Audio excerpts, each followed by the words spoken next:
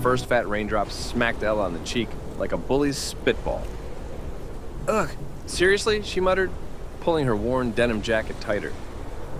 "Looks like we're rerouting, buddy," Leo said, his voice barely audible over the drumming on the bus stop shelter's rusty roof.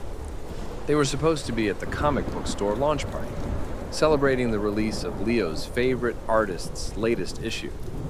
Now, a sudden downpour had them stranded.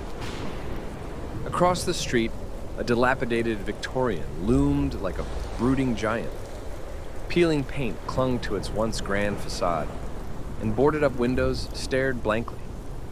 It wasn't exactly inviting, but it was dry. "Hey," Ella said, a mischievous glint in her eyes. "You remember that urban exploration video we watched last week?" Leo groaned. "That one with the creepy tunnels and the near-death experience? No way, dude." "Come on," Ella wheedled. "It'll be an adventure. Besides, how bad could it be?"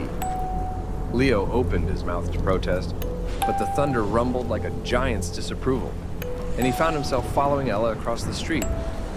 The warped oak door creaked open like a rusty hinge, revealing a cavernous hall, shrouded in dust motes, dancing in a single shaft of sunlight. The air hung heavy with the smell of damp wood and forgotten memories.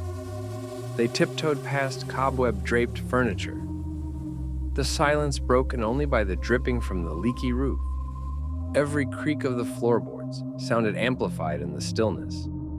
In the back of the house, a faint rhythmic humming pulsed through the air, curiosity gnawing at them. Ella and Leo cautiously pushed open a heavy oak door. The room was bathed in an eerie blue light emanating from a series of strange consoles, covered in glowing symbols. Towering over them, their backs to the intruders, were three figures so bizarre they sent shivers down Ella's spine. They were tall, easily 8 feet, with spindly limbs and bulbous heads that seemed too large for their bodies. Their skin shimmered a sickly green, and their eyes, large and multifaceted, glowed with the same blue light as the consoles. Ella squeezed Leo's hand so hard he whimpered. Their first instinct was to bolt, but somehow, these terrifying creatures didn't feel hostile. Fear warred with curiosity, their feet rooted to the spot. One of the aliens turned, its eyes locking on them. Time seemed to freeze. Then, to their surprise, the creature's face split into a wide, toothy grin.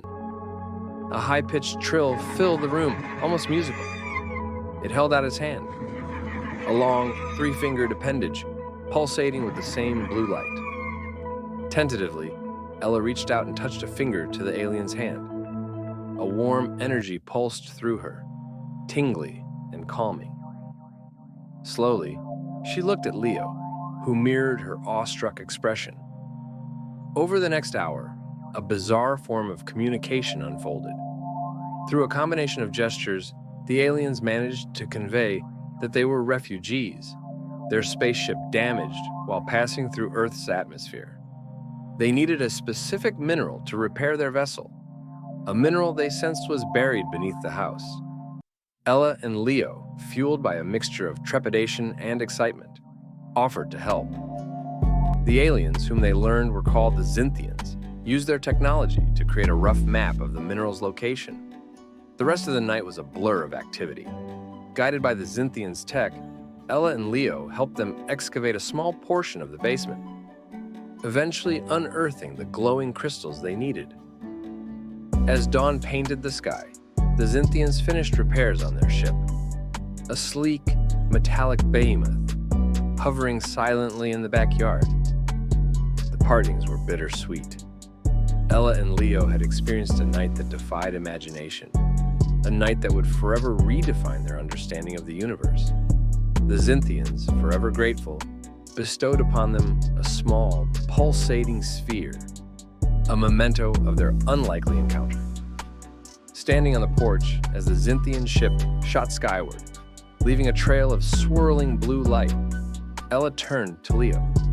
A grin stretched across her face, wider than any alien's. "So, she said, voice trembling with excitement.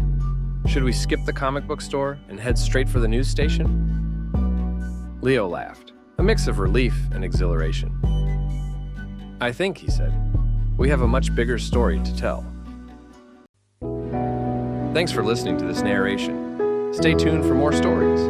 Before you go, please hit the like button, subscribe, and drop a comment below. I hope to see you soon.